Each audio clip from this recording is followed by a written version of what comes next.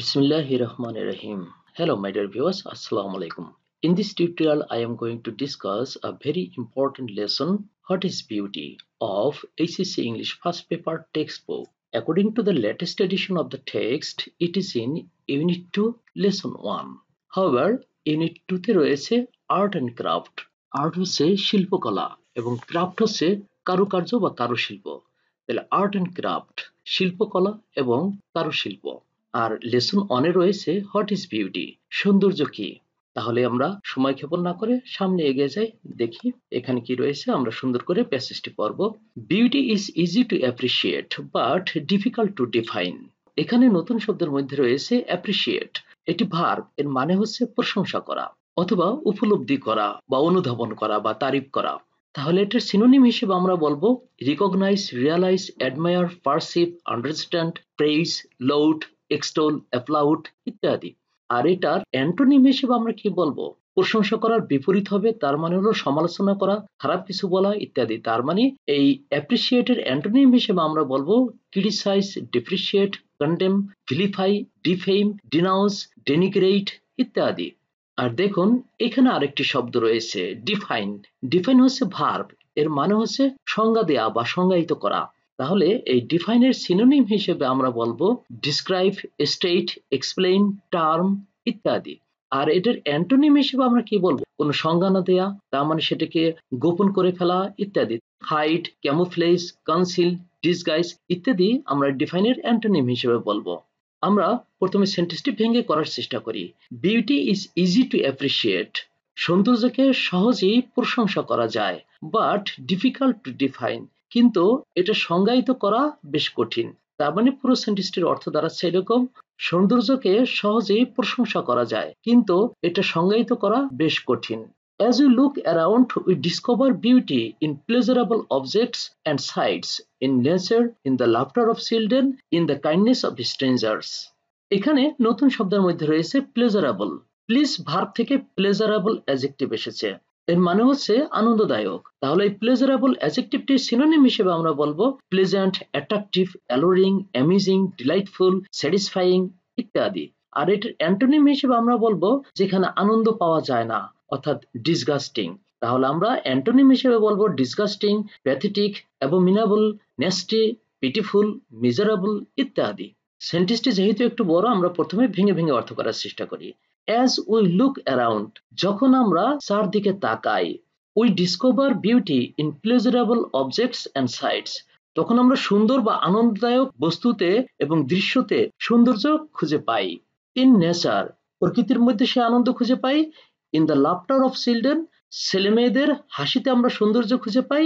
In the kindness of a stranger, আগন্তুক কোনো ব্যক্তির দয়ার মাঝে আমরা সৌন্দর্য খুঁজে পাই।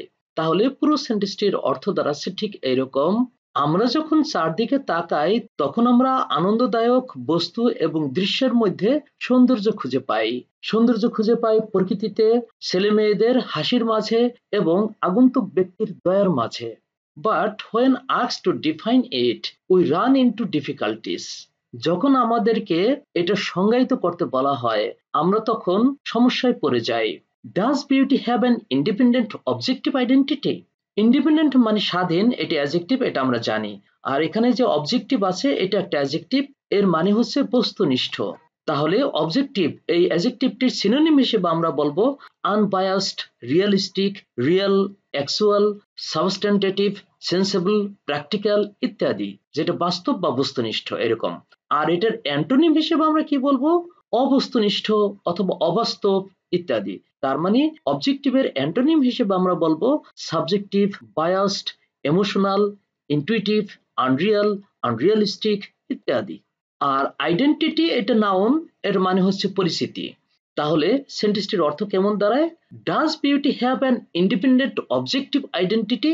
এই সৌন্দর্যের কি তাহলে স্বাধীন এবং বস্তুনিষ্ঠ পরিচিতি রয়েছে? Is it universal or is it shaped by individual perceptions? এখানে নতুন শব্দের মধ্যে রয়েছে ইউনিভার্সাল। এটি অ্যাডজেক্টিভ, এর মানে হচ্ছে সার্বজনীন। তাহলে ইউনিভার্সাল এই অ্যাডজেক্টিভটির সিনোনিম হিসেবে আমরা বলবো আনঅ্যানিমাস, কমন, ওয়ার্ল্ড ওয়াইড ইত্যাদি। আর এটার অ্যান্টোনিম বা বিপরীতার্থক শব্দ আমরা বলবো লোকাল, লিমিটেড, কনফাইন্ড, রেস্ট্রিক্টেড ইত্যাদি। আর আরেকটি শব্দ এখানে দেখুন, ইন্ডিভিজুয়াল। ইন্ডিভিজুয়াল মানে হচ্ছে ব্যক্তিগত। তাহলে এই অ্যাডজেক্টিভটির সিনোনিম হিসেবে আমরা বলবো পার্টিকুলার, পার্সোনাল, স্পেসিফিক, প্রাইভেট ইত্যাদি। আর এটার অ্যান্টোনিম হিসেবে আমরা বলবো কালেকটিভ, ইউনাইটেড, কম্বাইন্ড, জয়েন্ট ইত্যাদি।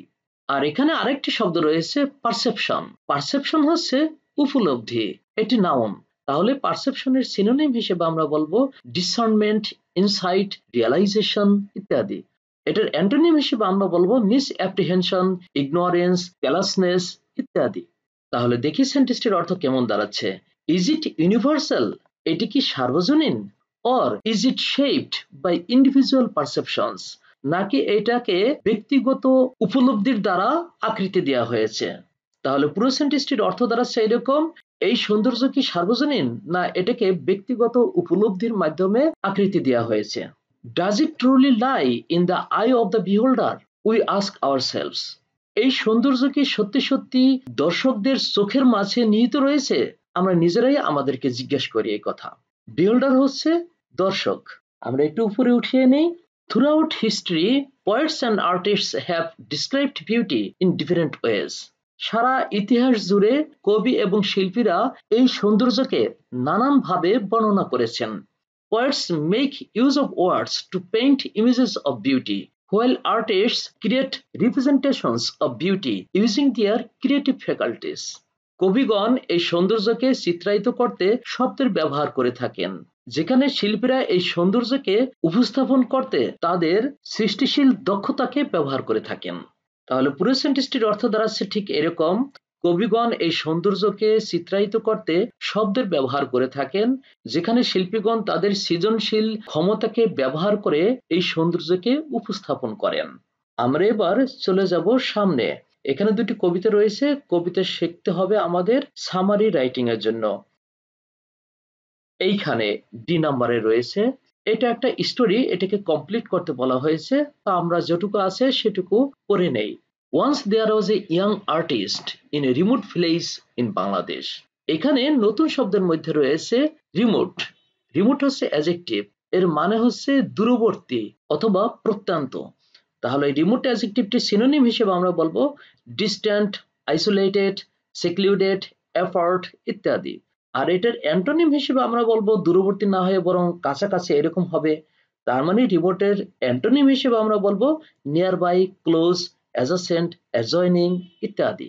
তাহলে দেখি সেন্টেন্সটির অর্থটি কেমন হচ্ছে।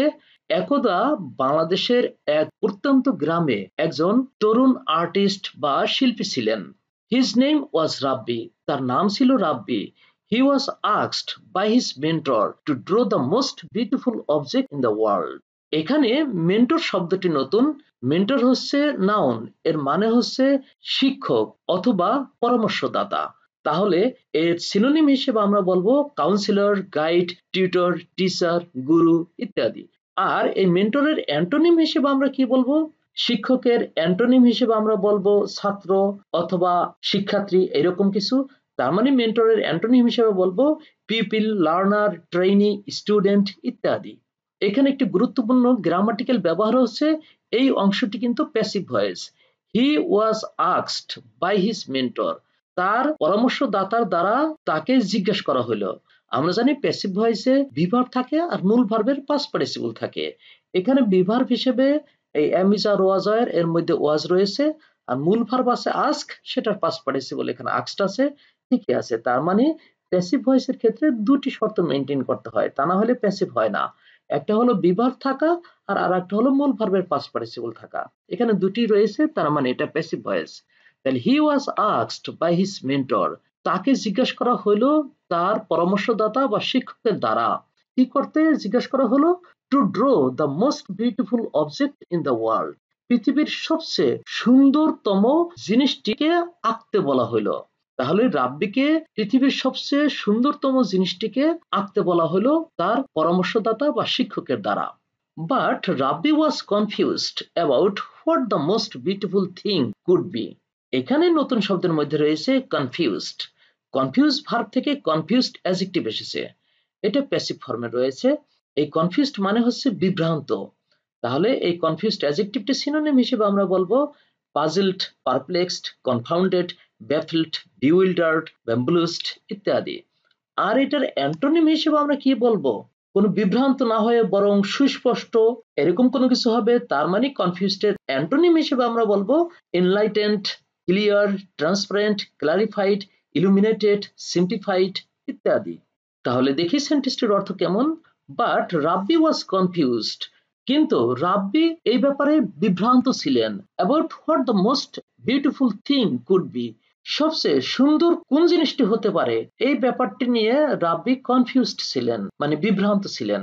Every morning he would rise early, go out and roam the streets, shops, playgrounds, schools, and the nearby orchards and river, searching for something truly beautiful.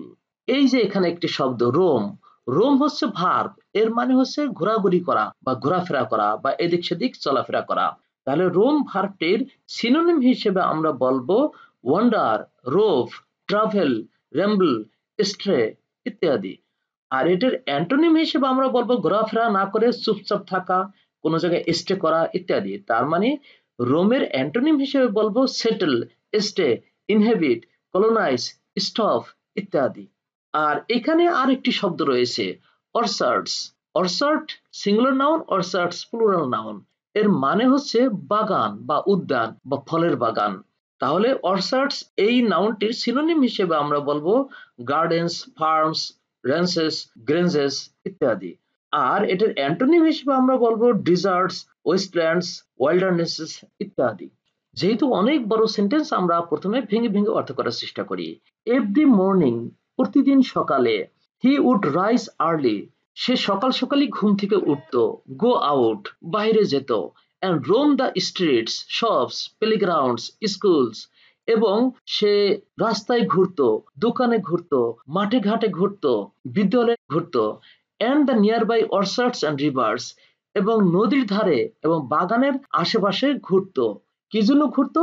Searching for something truly beautiful, সত্যি সত্যি সুন্দর কিছু পাওয়া যায় কিনা সেটার সন্ধানে তিনি ঘুরতেন। তাহলে পুরো সেন্টেন্সটির অর্থ দাঁড়াচ্ছে ঠিক এইরকম।